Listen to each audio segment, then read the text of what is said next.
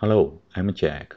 Welcome to my YouTube channel, Practical Programming with Dr. Su. In this video, I will discuss another code update for WebGPU applications. WebGPU Working Group recently released another version of WebGPU package, that is version 0.1.9.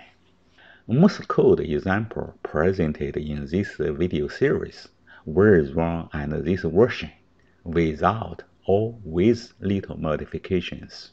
In addition, we will change the WGSL shader code format from text string to the shader file with the WGSL extension, so we can take advantage of the code highlight in the Visual Studio Code. At the same time, we will replace the input parameters defined in the original WGSL string text file by the uniform buffer. Now we will use the code for the video 18 to illustrate how to update the code. Again, we will use the git tool to clone the source code used in that example. Now open a command prompt window and run the following command: git clone the WebGPU 18. This will generate a WebGPU 18 folder on your local machine. This folder contains all the source code used in that video. Now cd into this folder WebGPU. Next, we are going to start Visual Studio Code with the command code period. This is the Visual Studio Code interface. Okay, we can close this welcome page. Now, here contains all the source code used in the 18th video. Now, let's open a new terminal window and run the npm install command to install all the npm packages used in this example.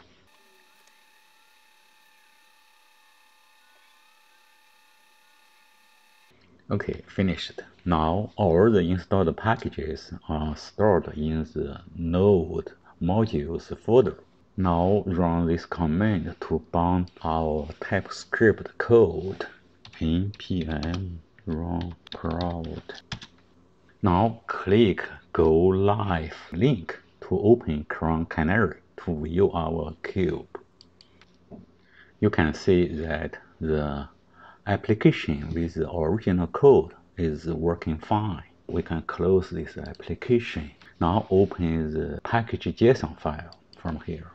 You can see that the WebGPU version is 0.1.6. Now in the terminal window, run the following command to update it to the latest version. First, you uninstall it. npm uninstall tabs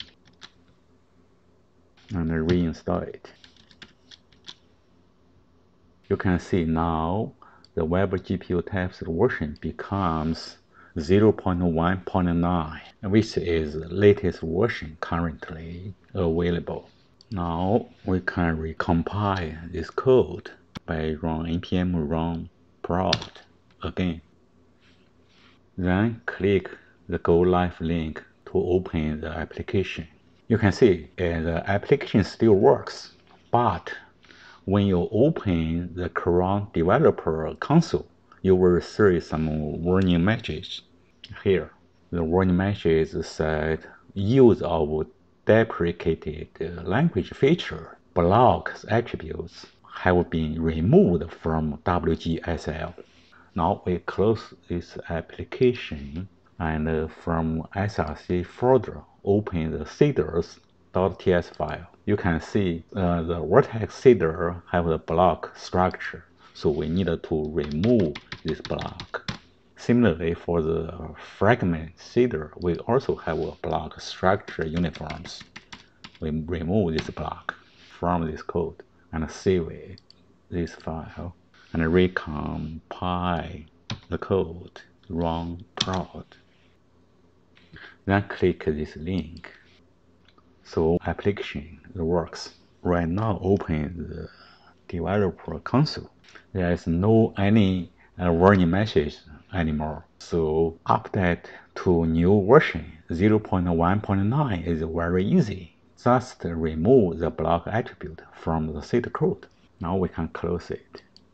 You may notice the seeder code is written in the text string. You can see here the text string. There is no code highlights, and it is very hard to write in the code and debug. Here I will try to convert it into TypeScript-like module, so we can take advantage of the code highlights provided by the Visual Studio Code. To do this, we first need to install a seeder loader for the Webpack. On the terminal window, npm install called ts seeder loader to install this loader. This loader was originally created for loading GLSL seeder code, but we will make it work for WGSL seeder here. Next, we need to modify web configure.js file. Here we need to add this loader here.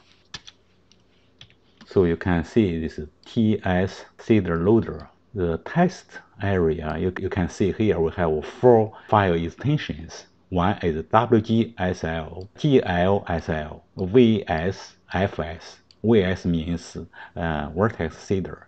FS means fragment seeder file. File with these 4 extensions will be treated as seeder code by the seeder loader.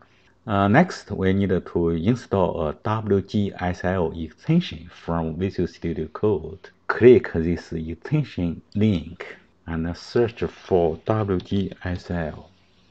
You can see the first one is WGSL syntax highlights for WGSL files. Here I already installed this extension. You can see this extension provides the code highlight, just like the TypeScript code. I suppose you already installed this extension. Okay, now we can change our seed code. In the src folder, add a new file called seeder.wgsl file. First, we write the vertex seeder code here. We can copy this part from original seeders.ts file. So this is vertex part, copy from here and paste to here. You can see the code, you can see the seeder code get highlighted. Similarly, we can write fragment seeder here. Just copy from original file. This is fragment seeder part. Copy and paste to here. Here notice we have 2 main files. One is for vertex and another one is for the fragment seeder. So to distinguish this main function, we need to rename this main function. For vertex, we use vs main function. For fragment main function, we change it to fs fragment seeder main function. Similarly, here we have 2 structure uniform. You can see one uniform used for the vertex seeder. Another one is structure uniform used for fragment seeder. So we also need to rename these 2 uniform structure. But for vertex seeder, we keep the original name, just use uniforms. But for the fragment seeder, we change this uniform to frag uniform. And here we also frag uniform and frag uniforms. Another issue you may notice from original seeder code is we define the parameters for the light model inside the seeder code directly. In standard WGSL code, we usually don't define the parameter in the seeder code directly.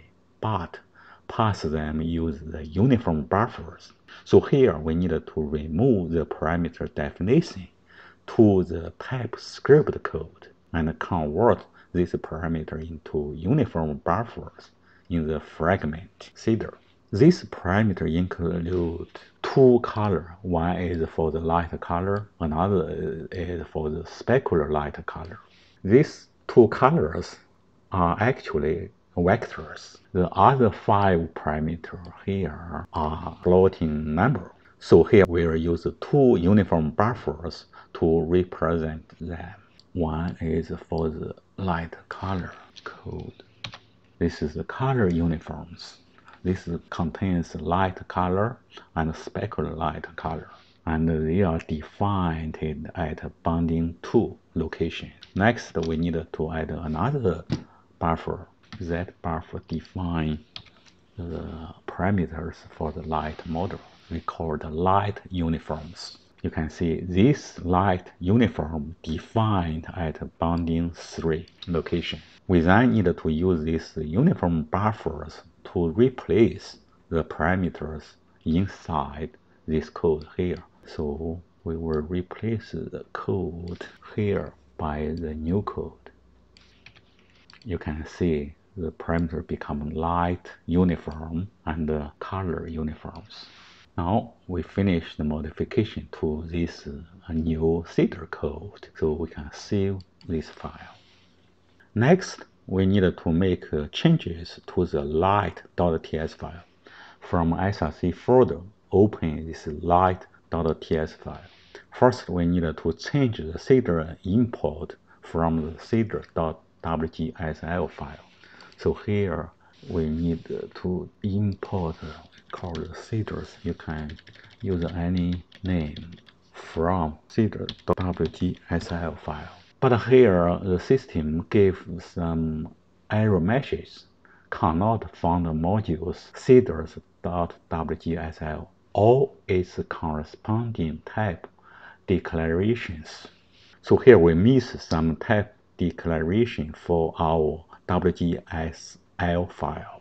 So now we add a new subfolder to the SRC folder. Add a new folder called types, and then add a new file to this types folder. Here we call it seeders.d.ts file. You can call any name. So here we declare some modules for our seeder file. You can see we declare 4 files with 4 different extensions. One is WGSL, GLSL, VS, and FS. Here we declare them as module. Now we can save this file and close it. We go back to the light.ts file. Here, error message disappears. This means our WGSL file becomes a seeder module here. We can remove here seeders. You can direct use the seeder here. Remove this vertex.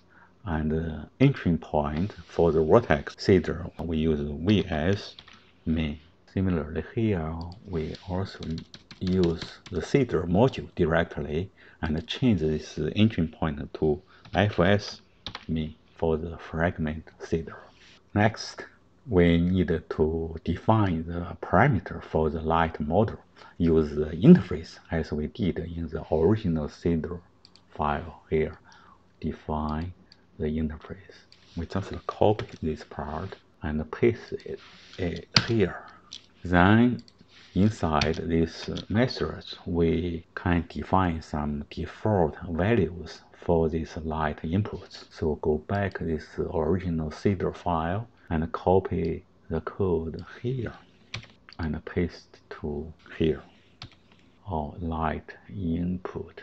We need to change the light input name here, RI.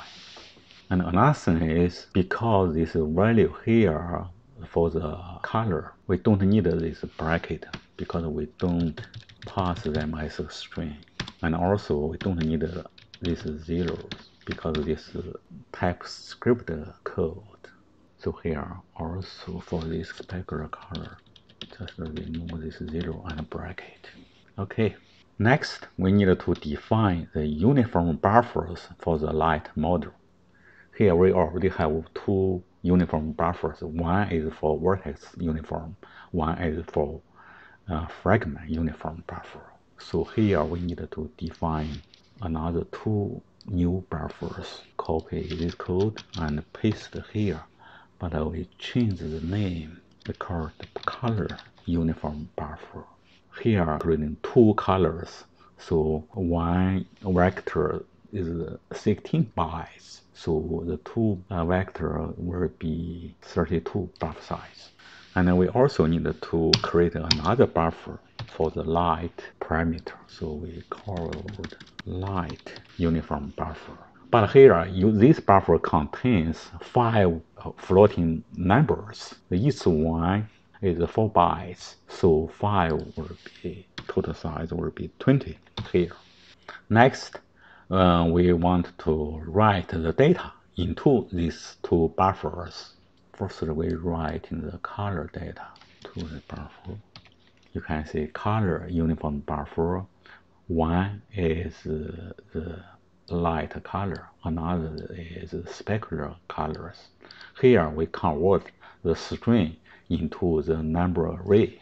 So here we have an offset 16 for the specular color. Next, we need to write light parameter to the buffer. So we define the light parameters here. This parameter contains 5 floating numbers. So here we convert string into the floating number. We then write this light parameter data into the light uniform buffer. Next, we need to add these two new buffers to the uniform binding group at binding location 2 and 3. Here we already have two buffers. One is at location 0 and another one is at binding 1. So we need to add another 2. Copy this part and paste to here. This should be 2 and this should be color buffer. And we need also the light buffer, add another buffer here. This location will be 3, and here will be light. The size will be 20 here. Okay, right now we have finished the modification to this file. Now we can save this file. We also need to make little changes to the main.ts file. From src folder, open the main.ts file. One thing is the light interface for the light model we defined in the light.ts file. So here we just import the light input directly from here. So we can remove this code. Next, from the dist folder, open the index.html file. Here we need to make some changes. So here, for the object color, we need to remove this bracket. You can remove the 0, doesn't matter. Here, for the specular color, we also need to remove these brackets.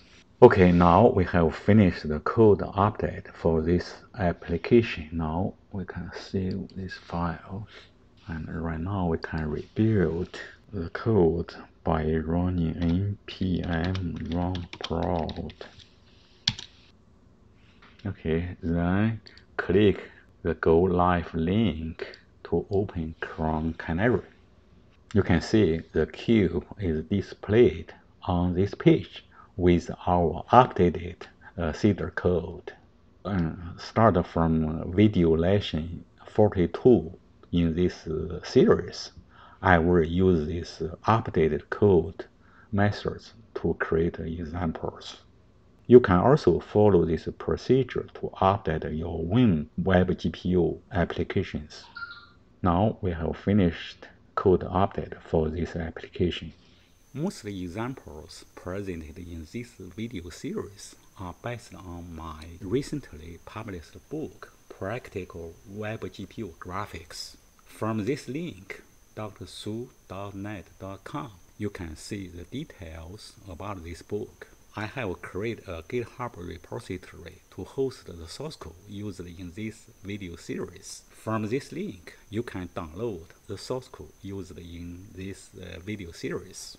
I also created a live demo at this link.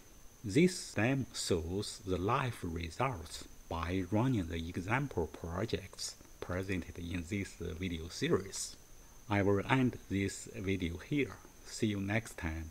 Bye.